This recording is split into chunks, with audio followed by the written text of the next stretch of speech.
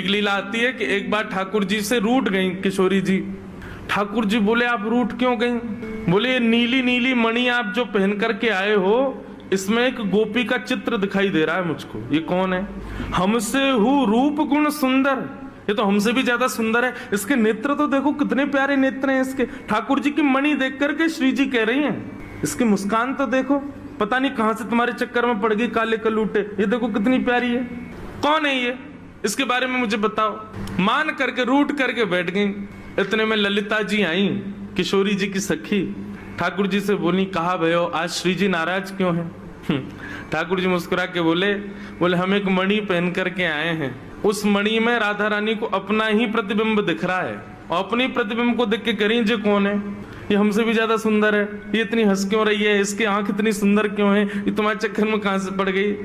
इस बात से मान करके बैठी। इतनी बोली है राधा रानी। तो राधा रानी मान करती हैं, पर एक दिन किशोरी जी ठाकुर जी से बोली कि आज आप मान करो। ठाकुर जी बोले नहीं आप ही करो, हमसे मत करवाओ। श्री जी बोली नहीं आप रोज मनाते हो हमको, हम आज मनाएंगी आपको, आप मान करो। ठाकुर जी बोले रहने दो ना, आप बड़ी कोमल हो, कहां तक मनाओगी हमको? नहीं नहीं नहीं हम मनाएंगी आपको, आप मान करो। ठाकुर जी बोले देख लो हम कर लेंगे। फिर बोले नहीं करो। सोई ठाकुर जी ने मान कर लिया। ठाकुर जी रूठ के बैठ गए श्री जी से। अब श्री जी ठाकुर जी को मना रहे हैं। कभी ठाकुर जी की मनपसंद वस्तु बना के लावे, कभी ठाकुर जी का मनपसंद राग गा के सुनावे, कभी ठाकुर जी को नृत्य करके दिखावे, कभी ठाकुर जी के सामने उनका मनपसंद श्रृंगार करके आवे। सब प्रकार से श्री जी ने मनाने का प्रयास किया, लेकिन ठाकुर जी नहीं माने।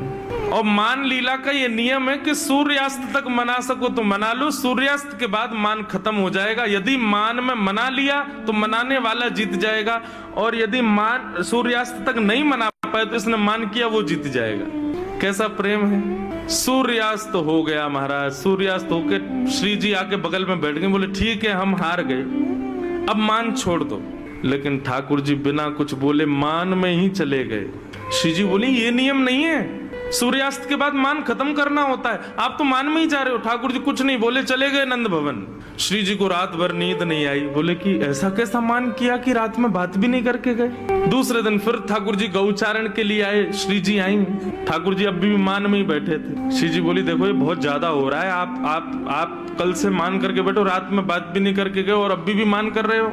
फिर श्री जी मनाने लगी, ठाकुर जी फिर नहीं माने, और रात में फिर बिना बात किए चले गए। 2 दिन हो गए, अब तो श्री जी से सहन नहीं हुआ, इतनी व्याकुल हो गई श्री जी। कल तीसरा दिन है, कल अंतिम प्रयास करूंगी, यदि नहीं माने तो मैं यमुना जी में जल समाधि ले लूंगी।